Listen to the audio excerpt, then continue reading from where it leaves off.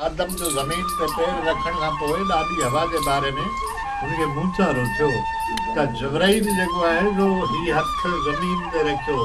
इल्मु रमल खे रेत जो इल्मु चइबो आहे, वारी जो इल्मु। 4 आङुरियुनि जा टुॿका ठही पिया जंहिंमें इल्मु रमल जी 15 शिकिल तरीक़ पैदा थी।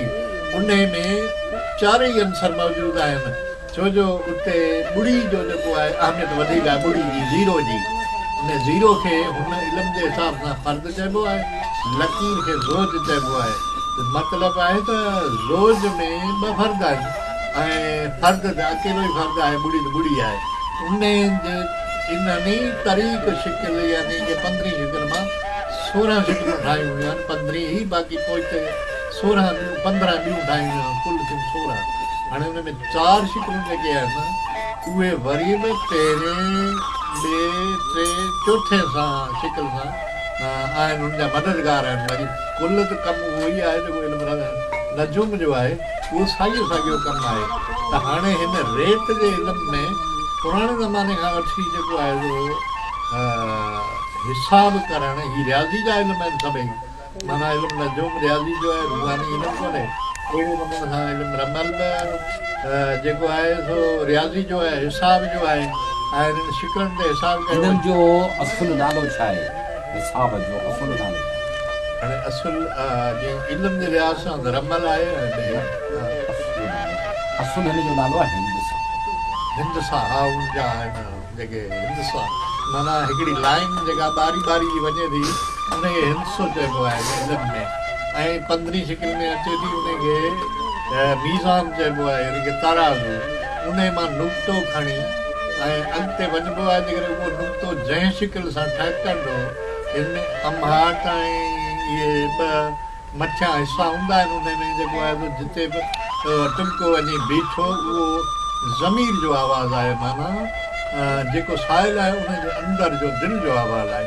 पोइ जेको आहे उन रमल वारे इहो ई ॿुधाईंदो आहे त तुंहिंजे अंदरि में हीअ आहे, त उहो मुतमैन बिल्कुलु थी वेंदो आहे।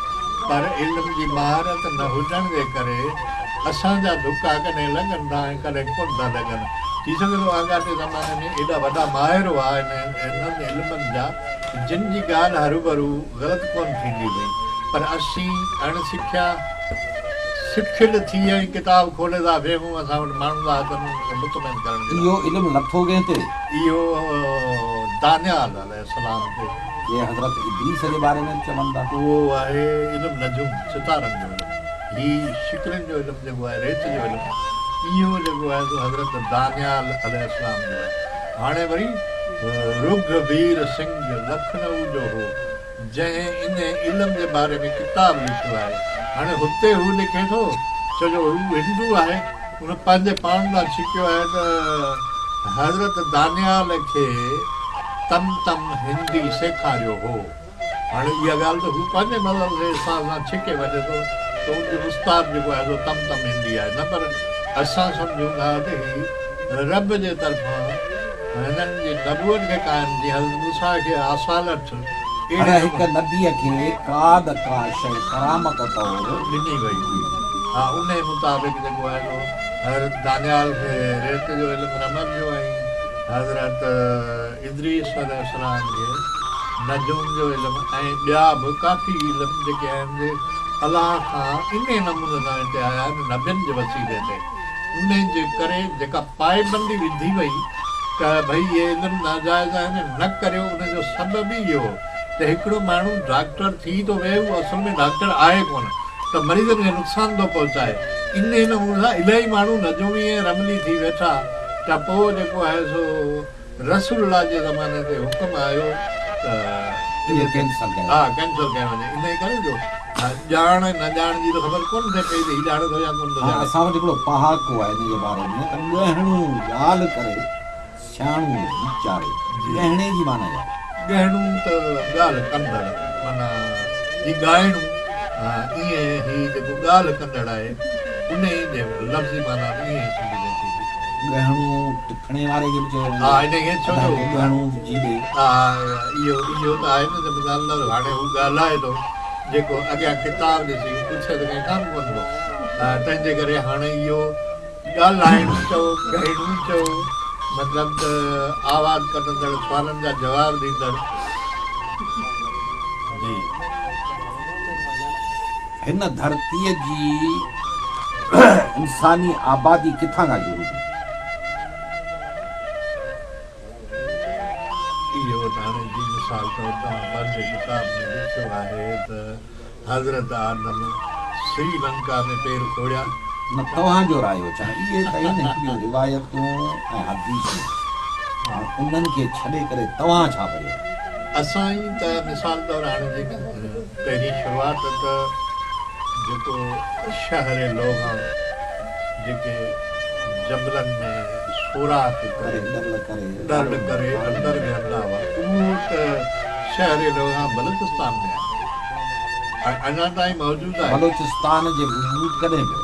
बलूचिस्तान जो वजूद अरबन खां बलोद, माना ॾिसो न हाणे चे ऐं लाम, पोइ चे ऐं दाल पाण ईंदमि होत ऐं होॾां वरी हेठि आहे खान बलोच, पोइ मथां इहो बैत में ईअं अचे थो चे ऐं टे वारो फ़र्क़ु। इहो हाणे दाल पहिरीं आहे बलोद, जॾहिं अरब में मौजूदु हो। उन खां पोइ जंहिंजी रिज़क जी ॻोल्हा में निकिरंदो ऐं हिते पहुतो आहे, बलूचिस्तान में आबाद थियो आहे, त इहो लफ़्ज़ जेको आहे असुल में आहे बलोद। सिंध में कॾहिं आयो?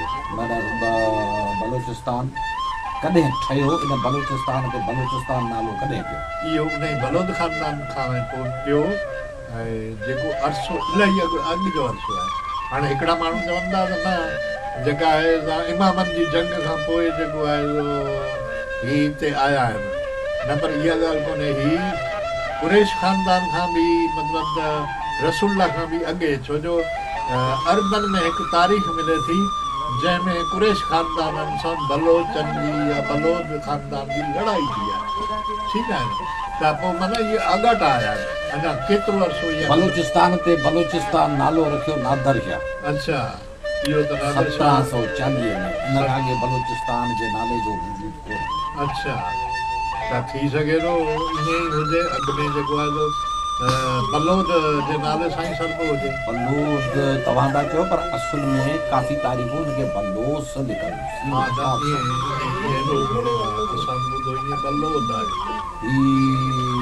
बाबुल खां निकिता आहिनि, जी जी, ऐं उतां खां सीस्तान में ईंदा ऐं मकरान खां थी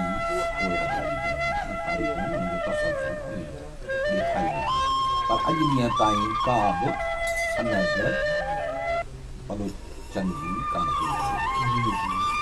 बहरहाल इहो त थियो बलोच जे ख़ानदान जो शुरू, जेको पाण खे अञा पूरो मालूम आहे। हिन खां पोइ तव्हां छा था ॾिसो त अॻिते छा थींदो? हिन असांजे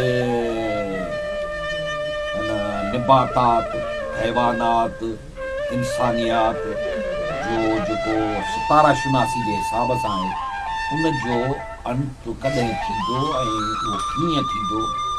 इहे में असांजी तव्हांखे ॿुधाए रहियासीं न त भई 30,000 साल खां पोइ जेको चकर अचे थो उहो ई दुनिया जे सभिनी मुल्कनि ते असरअंदाज़ थिए थो, पर उन खां अॻु में जेकॾहिं ही किरान 11 अॻु में ॿिया थियनि था, उहे हल्का हल्का हूंदा आहिनि, कुझु कुझु मुल्कनि ते असरअंदाज़ थींदा आहिनि। जीअं हींअर वारो जेको आहे माहौल, इन में थिए थो त फसाद थियणु आहे, फसाद न घणनि में इहो सर्द दौर कॾहिं? हा, सर्द दौर खे अञा देरि आहे, फसाद खां पोइ अंदाज़नि हाणे इहो नथो ॿुधाए सघे। हिंदुनि बकौल 4,80,000 या लॻभॻि इन जे क़रीब कल युग पूरो थींदो, जंहिंमां 4 खां 5,000 साल समाप्त थी चुका आहिनि। छा इहो थोरो ऐं फ़लसफ़ो सही आहे? बसि इहो हिंदुनि जे मुताबिक़ आहे त हर युग में जीअं हींअर जेको आहे करतार युग हले पियो, करतार हिन खां पोइ शुरू थींदो कल युग। न कल युग शुरू थी वियो आहे, जेके तक़रीबन 5,000 साल। अच्छा, त हाणे इहो आहे त कल युग जेको आहे इहो मुंहिंजे ख़्याल में करतार युग खां ख़तरनाक कोन्हे। करतार जुग इन खां वधीक जेको कुझु करे उनखे उनजो हिसाबु उन महिल ई मिलणु घुरिजे। इहो हो करतार में। कल युग में जेको आहे सो एतिरी शक्ति कान्हे। हाणे कल युग त आहे 100 सदियुनि जो मतिलबु त युग उन हिसाब सां अञा इलाही जेको आहे सो पियो आहे, इलाही पियो आहे। 100 सदियूं या अञा मथे आहे।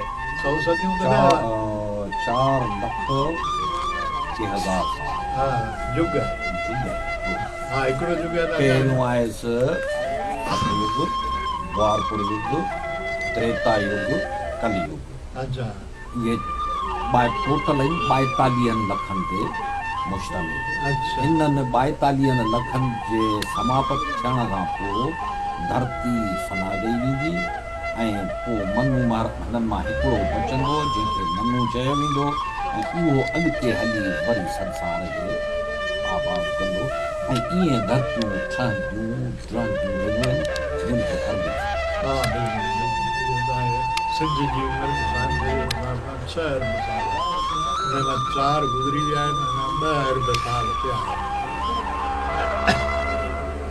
असांजी हीअ अॼु कचहरी जी देह नीलोफरी, ॻोठ ग़ुलाम हैदर लगारी, कपा ढालू, तारका झंडो मरी, ज़िला टंडोला में हिकु तमामु ॾाहे अज़ीम इंसान, हकीम, मुसमरिज़म, हिप्नाटाइज़, टेलीपैथी, पामेस्ट्री, नजूम, रमल, इल्म तावीज़ात, हब्ज़ात, हाज़रात, जाफ़र, इल्म अदब, शाइर, मोहतरम व मुअज़्ज़िज़ जान मोहम्मद जहांगीर जेको पंहिंजे इलाइक़े खां अलावा हिंद सिंध में सुञातो वञे थो, उन सां असांजी हीअ कचहरी थी ऐं इन हीअ कचहरीअ सां असीं पंहिंजे हिन महफ़िल खे इख़्तिताम पज़ीर करियूं था ऐं इनखे आख़िर में एंड करियूं था। अल्लाह हाफ़िज़, महिरबानी।